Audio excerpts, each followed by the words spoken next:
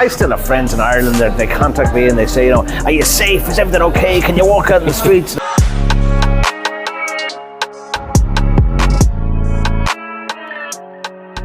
Welcome to the channel. I'm here with Hugh. Hugh, can you give us a little introduction before we get started? I could give you a big introduction or a little introduction, but I'll try and give you the shortened version. All right. I'm from Ireland, Hugh McEnany. Many people know me because I'm not so shy, and I've been here in Russia since 2007, mainly working as an English teacher. That's how it all started, and then I went from English teaching to editing to translating to proofreading to video work to presenting on YouTube channels to being an editor of an English website for a number of years to being a drama teacher and to being an actor. So the list is long of the different professions that I've had here in Moscow. Russia's been good to me. That's amazing. Before getting into the actual profession, I wanted to ask you a few questions generally about Russia. What struggles have you endured here, and what positives can you take away from your experience here? Yeah, it's a good question, and I've been very lucky that Olga, my wife, was the reason that I arrived. We met in Vietnam in 2005, and as I said, I arrived in 2007 for love, to be with Olga. She arranged everything from apartments to cars to insurance to visas. So in terms of the struggles that I have endured here, they have been quite minimal. I still have had to deal with Russian red tape, and as a buddy of mine in Ireland said, Russians love their red tape. So every country has a share of red tape, but Russians do have a lot of red tape. It has become easier because of my documentary. I mean, what struggles? Struggles have been practical in terms of language. Struggles have been practical in terms of finding work from time to time. Struggles have been struggles like they're going to be in any country. The grass is always greener on the other side is what people say, but no matter where you go, your head and your heart are going to be with you. So you got to decide what you're going to do and go for it and aim for it. And my goal is to make sure myself and my family are fed and watered and content and happy. That's my primary goal. So that does revolve around income. And I have to make sure that I comply with Russian law. Yes. I obviously don't want to have any issues or challenges with the legal system, and I don't want to be deported. To call a spade a spade. Yeah, no, we don't want to be deported. I mean, I think that's every foreigner, so yeah. It's good that you're following the rules. All right, moving forward, well, we know that you are Irish. You're an Irish actor here in some of the theaters. Yeah, I've actually seen a lot of your posters, so that's pretty much how I found out about you. I think even before we spoke, I met one of your colleagues that also acts with you. Oh yeah? Who was that? I'm sure she's Russian. Nadia. Nadia, I think that's Nadia. Yes. Probably Nadia. Nadia's a great actor, yeah. But getting past that, getting into your profession rather, you're an actor, you're a promoter, you have various things that you do here. I do. Our audience would be interested in hearing about how it is to be an actor in Moscow, Russia, and what are the differences compared to, acting in Ireland. I never acted in Ireland. I tried a number of times, I auditioned a number of times. I auditioned to be a DJ a number of times, but not as an actor. Never did anything in the UK because I had no connection with the UK. And so I don't know is the answer to your question, but I can tell you that to get into the acting field here, I was lucky that I was introduced to an agent here called Galina through another English guy who's been here for a long time, Martin Cook, who runs Flying Bananas Children's Theatre and has been quite a prominent actor for a long time. He introduced me to Galina.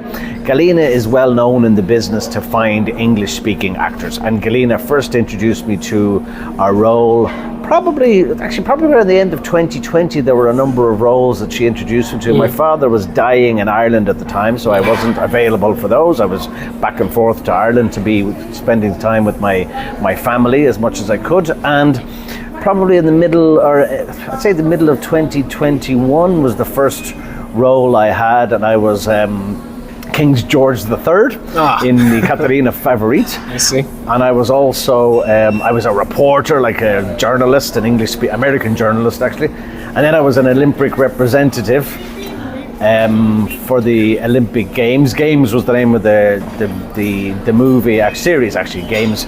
by a guy called Yevgeny Stichkin. He's an actor and a producer. So I can't really compare because I haven't done this type of work, had never done this type of work before I came to Russia. I see. But were there any difficulties trying to get into this field? Were there any things that you'd say hindered your chances? Or? Some of the, well, I'll tell you, one of the main difficulties at the moment is not being a Russian citizen. Because I have Russian residency now, I'm very active in different Telegram channels and some social media groups in terms of acting opportunities. I have a stupid amount of messages that come in every day, a couple of hundred messages every day for different casting projects, and many of them are Tolko Ruski Grazdanin. So that's my issue at the moment, that I want to continue with the process of applying for my Russian citizenship, and then it will make the process easier. I have all the documents. I mean, I have my own business here, tax ID, social security, pension, everything I have except the Russian passport. And companies and casting agents and studios, they don't want the hassle, and I can see it from their point of view as well. It's a lot easier for them because they know the process. They know that it's easier to get a contract with a Russian citizen, stamp it, sign it, done and dusted, and move on. So that's my challenge at the moment, getting Russian citizenship to make sure that more acting opportunities are available to me. Yes, the practicalities of not speaking fantastic Russian is also an issue. I mean, when I auditioned, I met the producer to be King George III, and I was reading in Russian, and I was speaking with him in Russian, and he said to me, he said, "We можете прочитать на английском? Я ему говорю, конечно, of course I can read in English." So I translated the text there and then on the spot, and he said, "You're the one and only King George III for this project." But I had to translate the whole text, and it was a nightmare because I cannot read without my glasses. So when I was on set, I was literally taking on and off my glasses on set all day to get through the shooting. But we got through it, and it was a nice experience in St. Petersburg, and I became a lot better known as a result of that too. So yeah, pluses and minuses of everything. Yeah. Truly. If I were to come to one of your shows, what would I be seeing at one of these shows? Is it a drama type theme, or is it action? What exactly would Well, there's the show that we've been doing with Midas Theatre. Tanya Savosina set up Midas Theatre here, I'd say about 8 to 10 years ago. I can't remember exactly. And Tanya's a lovely lady, and she's given a lot of Russians, Americans, Australians, Hungarians, and Irish people an opportunity to perform in her show. She's very well known in the business. The show that we have, The Importance of Being Earnest, has been staged a number of times by Oscar Wilde, which I didn't really know much about, even being an Irishman, until I saw it on stage. That was good. I wasn't in that now myself. The other show that I've been in probably about 5 or 6 times already, is Till Death Do Us Part. Ah, yes, I saw a poster. Yeah. I did, yes. So that was written by an English playwright called Noel Coward, long time ago, like 50s or 60s as far as I remember. And I play a doctor in that. So there's a doctor, there's a lady, there's a ghost. And that's a nice show, and it's a funny show, and people like it. And it is an opportunity for people to practice their English also. I mean, we have to be practical about it. People do come as students, or again as adults, to enjoy these shows and to make... So we have to be... I, as a native English speaker, can obviously feel more confident with my English, but yes, credit to the Russian actors, because you've met Nadia. Nadia's great. Our main actor, who just took over the role of the main character, whose name I've forgotten, but Anton is the Russian actor, and his English, he had never acted in English on stage before. So it's a great experience for him, and great challenge for him, and he's managed to do it in a fantastic way with his English diction and his pronunciation. We're hoping that we're going to be able to do the show again, and maybe even adapt it for children too. There's another guy called Philip Evenin, and Philip has been again acting for quite some time. He's introduced me to some voiceover gigs. He's quite active now. I think he's doing what's it called, the Canterville Ghost or Tales of Canterbury. He's doing some children's plays at the moment, so hopefully we'll see more of those in the future too. I see. And just for the foreigners generally that want to move to Russia, of course, there are lots of social media posts and negative things that people generally say about Russia and the West. What is your opinion about the place after coming here and seeing it for yourself? And would you say that some of those stereotypes are real, or would you like to debunk them now? I can debunk them to the best of my ability and knowledge, in that Russia's been very good to me. As I said, my darling wife has been a fantastic support in more situations than I can count. If I had 10 hands, I couldn't count all the situations. Olga's been great. Russia has given me a lot in terms of loyal friends, loyal neighbours. Many of my friends are ex-students of mine. Some of them are just lazy now. We just meet and speak Russian and have some dinner, you know. but you know, they become good friends. People keep in touch with me, and they've offered me opportunity. Like, he's still teaching. I mean, a guy whose kid, his name is Ron Liu, and I taught his child in a kindergarten in 2010. And Ron contacted me. He's Canadian now. He had been here a long time. He contacted me in 2018. He said, "You're still teaching English?" And I said, "I am." And I ended up working for his company called Terralink, and I was teaching like about 120 of his staff. So like, it was a fantastic contract, fantastic project. And you know, people remember me, and I still get messages from people. Like to this day, a couple of days ago, one guy sent me a message and he said, "Are you still in Moscow?" I said, "Well, yeah, I live in Moscow." Yeah, so yeah, I am still in Moscow. I mean, I did think about it after the special military operation in February 2022. I, like many expats here, thought about, you know, should we stay? Should we go? What we will do? And I know a lot of people who left, and you know, I love my parents and I love my family, but if I came knocking on the door to my family and said, you know, "Can I have a place to stay for 2 weeks?" they'd be very happy. If I came knocking on the door to stay, can I have a place to stay permanently for me and my wife and my child, it would be a different situation. I don't have that opportunity. My mother's in a nursing home. As I said, my father has died, so that opportunity doesn't exist at this stage. Media have a huge part to play in how Russia looks on the international stage. You know, when Russia hosted the World Cup here in 2018, the reputation of Russia was great. The image of Russia was fantastic. It was welcoming. People were having fun on the streets. The decision that was made in 2022 to have the operation with Ukraine, a lot of Russians I know feel very, very strongly about the fact that President Putin made the wise, difficult decision to start that process and to effectively invade Ukraine and reclaim territory back to Russia, and to save Russian people living in Ukraine. I know from journalists that have been on the front lines in Ukraine that have seen Ukrainian soldiers kill Ukrainian people for trying to cross the border. And when I hear that from people that I know and trust, I believe that the decision was justified. I know that war is terrible and people suffer, and I don't want anyone to suffer in any part of the world. Nobody wants to have suffering in their lives. My goal is to alleviate suffering as much as I can. So yeah, media do have a huge part to play. I mean, I still have friends in Ireland that they contact me and they say, you know, "Are you safe? Is everything okay? Can you walk out in the streets?" And I say, "Yes, I'm safe. Thanks be to God, I'm safe. Everything is okay. Yes, we have food. Yes, we have income. Yes, we have a life here."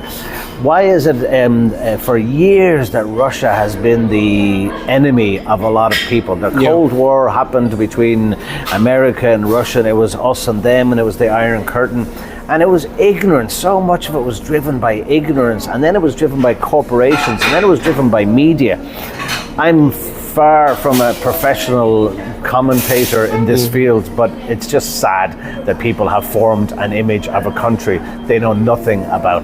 Come to Russia, see for yourself. There are lots and lots of people coming to Russia now, and I and a good English friend of mine who's been here since the mid-90s have just created a new project where it's really real Russia, which is going to be a combination of services, including tourism, including offering people access to migration experts, to visa experts, to property experts, taxation, finance, investments, payment processing. The list is long. I've been helping a lot of people for a long time in Russia and that are coming to Russia. Now we're commercializing what I do anyway. I mean, when that is available, I would definitely put it on my channel, and a lot of people can find you. I'll put your handles in the description so that people can contact you. Yeah, I'd appreciate that, yeah. I mean, the worst thing, Andy, that I've come across is people are claiming to be professionals in a field that they don't have the knowledge in. I'm not a lawyer. I don't claim to be an immigration lawyer. I don't claim to have all the answers. If I don't have the answers, I'll say I don't know. But if I can find the answers, I will find the answers for people. And what I've seen in many, many different Telegram channels and social media channels are people asking questions questions, and the questions can be like, how do I lodge my annual income declaration? I know, because I've just done this. Yes. How do I apply for Russian citizenship? I know, because I'm in the process of doing this. How do I organize my temporary residency permit? I know, because I've done this and my wife has done this. And then I hear people coming up with numbers like 200,000 rubles and 150,000 rubles. And I know one lawyer that says he'll do it for 120,000 rubles, and I know another lawyer that says she'll do it for 65,000 rubles. My word. Both of them are offering a service. It's the same service. It's the exact same service. I mean, what would be ideal is to have a handbook put together by an organization to say, this is the process, these are the forms you need to fill out, and good luck and do it yourself. Because 90% of it can actually be done by an individual. If an individual has any common sense, he or she can fill out the forms with some help from a Russian-speaking person, of course, and get the forms ready and get them to migration and get them to the multifunctionality migration center in Sakharov, which, by the way, it depends who you meet on the day as well. You can meet someone who's going to accept your documents, and you can meet someone who's not going to accept your documents. So that's what I want to do. That's why we're forming this business, because we want to connect people with trusted service providers. That's what we aim to do. I see. All right. I mean, this sounds very interesting. Also a very creative name. I would definitely be promoting that.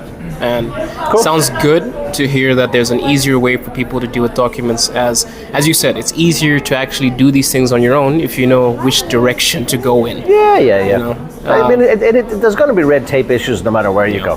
You're going to have to deal with them, and nobody can make the process seamless. Exactly. Nobody can make the process automatic. It's just not going to happen. You're going to have to deal with the red tape. But if you have the patience and the determination to get the right forms filled in and get them to the right person at the right time, at the right place, it'll make the process a lot easier. Yes. So as you said before, you are Irish, and you're also very lucky, which is a coincidence. Irish, yeah. As I see your daughter, and I'm in green as well. Yeah. And you're in green as well. I see your daughter in the frame. She keeps on coming in and out. This is Alexandra. You want to say hello, Alexandra? Hello. So Alexandra is going to come in and say a quick hello. And Alexandra was my birthday present when I was 46 years old. When is your birthday? 25th of February. So this girl's birthday is on the same date as mine. And oh wow. The joke was that because her mother wanted to save money, and her mother Olga is the chief financial officer, but that joke isn't funny anymore. So. Mom doesn't like that joke anymore, does she? Not now, she doesn't. No, not now. She liked it the first time, and the second time she doesn't like it anymore. It's pretty much like my wife. My wife makes the same joke for at least 5 years, and I still laugh along. Yeah. Just to make her feel better, I guess. But yeah, it's very nice to hear different opinions about Russia, and I'm very glad that we also got to hear your story. With the closing remarks, what would you say if I was looking at this video and I was eager to come to Russia? Would you recommend me to come to Russia? I'd highly recommend you to go to Russia. I've lived in New York, Japan, Australia, and of course Ireland and Russia. Every country, as I said before, has its pluses and minuses. Every country you're going to have to deal with red tape and bureaucracy. Every country has idiots and geniuses, and if you avoid the idiots and try and surround yourself with people that are smarter than you or as smart as you, life is going to be easier. Yes, come to Russia. Yes, give it a shot. It might not work out for you. You might find life difficult here. You might find you need a plan B no matter where you go. You need a contingency plan no matter where you go. My contingency plan is non-existent at the moment because I'm here for the long haul.